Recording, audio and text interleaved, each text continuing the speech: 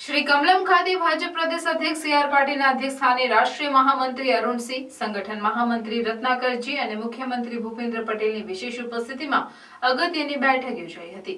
બેઠકમાં ભરૂચ જિલ્લા પ્રમુખ મારુતિ સેટુદરિયા, જિલ્લાના પ્રભારી અશોક પટેલ પણ ઉપસ્થિત રહ્યા હતા। ભાજપ પ્રદેશ કાર્યાલય શ્રી કમલમ ખાતે અગત્યની પ્રદેશ બેઠકમાં જિલ્લા પ્રમુખ મારુતિસિંહ અટોદરિયા અને પ્રભારીએ મેળવી માહિતી। શ્રી કમલમ ખાતે ભાજપ પ્રદેશ અધ્યક્ષ CR પાટીલના અધ્યક્ષસ્થાને રાષ્ટ્રીય મહામંત્રી અરુણ સિંહ, સંગઠન મહામંત્રી રત્નાકરજી અને મુખ્યમંત્રી ભૂપેન્દ્ર પટેલની વિશેષ ઉપસ્થિતિમાં અગત્યની બેઠક યોજાઈ હતી।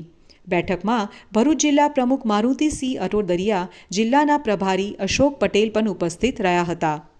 બેઠક અંગે જિલ્લા પ્રમુખે જણાવ્યું હતું કે બેઠકમાં પ્રદેશ અને રાષ્ટ્રીય આગેવાનોએ લોકસભા ચૂંટણી સંદભેણા મહત્વના કાર્યક્રમો અંગે કાર્યકર્તાઓને માહિતી અપાઈ હતી।